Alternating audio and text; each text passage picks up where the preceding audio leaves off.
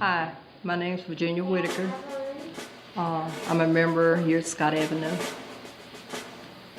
And I'm here to talk about the prejudice that I saw as a child growing up in Lynchburg, Tennessee. Charles Henry Turner was the first African American to discover that insects could heal.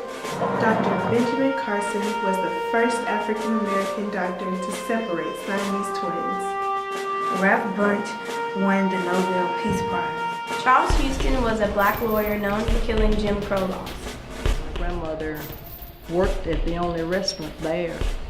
And if we wanted ice cream, hamburger, milkshake, or whatever, we had to go down to get it, and we had to go around to the back door.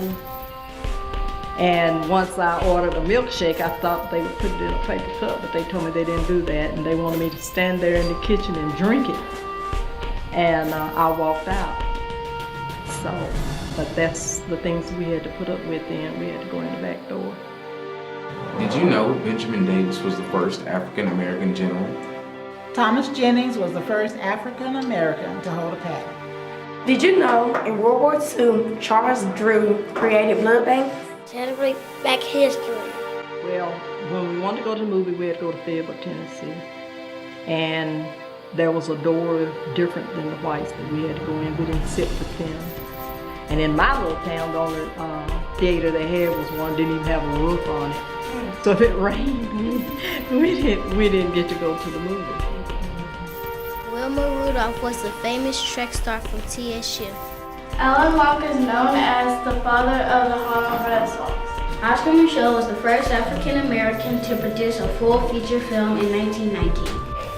Celebrate Black history. Do you know JJ? Jack Johnson was the first African American to win a heavyweight championship. John Johnson was the first African American man to be on Forbes' list of the 400 richest people. Yeah, we couldn't go, even in my small hometown, there was a high school, but it was for the whites. We had to travel 17 miles to go to high school, and it was all black.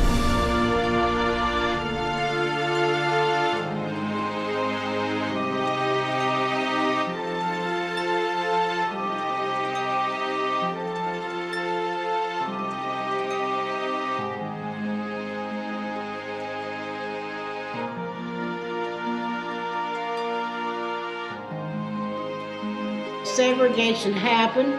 They're not teaching it in the schools like they should teach it. And I can remember going to school. We had to walk a mile and a half, 2 miles to go to school, rain, whatever. And the whites, they had buses, and they rolled by and hollered out the window and called those names, you know, the N-word and all this kind of stuff. And they'd holler at us like that. We had had no sense, we were rocking. So. You used to rock show? Ain't gonna let nobody turn me around. My name is Etta Simpson Ray, and I am one of the Freedom Riders from Tennessee State University in Nashville, Tennessee. I was dismissed from school because I participated in the struggles of our people back in the 60s, 61. I demonstrated in downtown Nashville, Tennessee. I also went on freedom rides through Alabama, Birmingham, and Montgomery, Alabama, where I was involved in mob violence. I went on the freedom rides the second time after I found out I had been dismissed from Tennessee State University. I had to come back to Nashville, take my exams, and I, along with 13 other freedom riders, were expelled. I went back on the freedom ride the second time, and I was jailed in Mississippi. A freedom rider is a person who traveled from some destination, it could have been anywhere in the United States, to the segregated states of the United States. States like New Orleans, Mississippi, Georgia, Alabama, Tennessee, etc. And what we were attempting to do was to prove that the ICC ruling was in effect the law of the land. Interstate Commerce Commission says that anyone traveling from any point within these United States had the right to sit anywhere on whatever type of transportation they were traveling on, or they had the rights to eat in the facilities along the route where the transportation stopped, or wherever they stopped, they had the right to sit and eat anywhere they wanted to be, not in a section for colored people, excluding not being able to sit in the section for white people.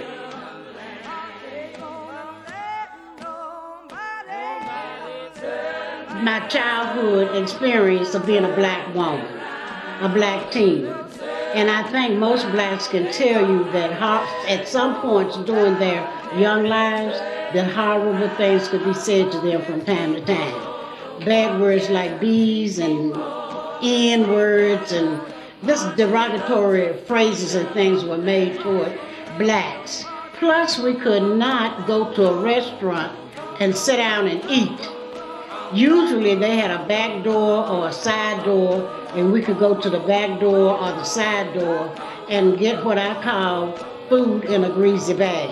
That's what I used to refer to. And I remember also, and these are just some highlights for those people that don't believe that segregation was a part of the life stemming from slavery. I can remember going shopping with my mom, and we would have to go in the alley, and she would kind of hide me when I needed to squat. We didn't have bathrooms for blacks in many places during those days. Freedom began with demonstrations downtown Nashville for us here in Nashville. Places like Woolworth, Cresses, Harvey's, the restaurants that were downtown, Cross Keys, and I think your auntie worked in one of those restaurants. So you participated in the Woolworths? I participated. I didn't go to Woolworths. But at some of the restaurants, and I can't remember all those restaurants now. And I also was at the movie theaters. And what we would do at the movie theaters, we would walk in a circle. So we would keep moving, because if we stopped and stood still, that would give them an excuse to arrest us. Of course, they were going to do it anyway.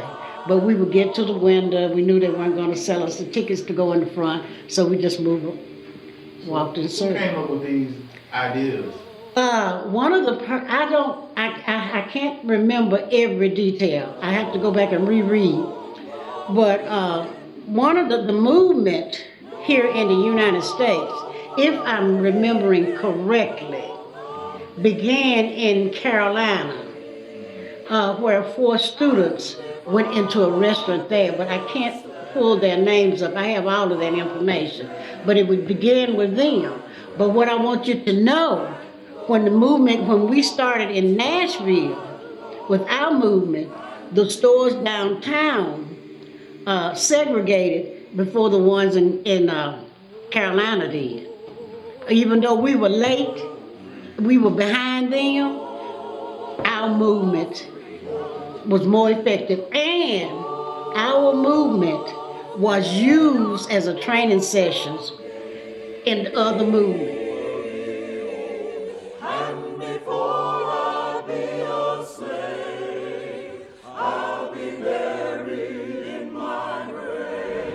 We shall overcome. Deep in my heart, I do believe we shall overcome.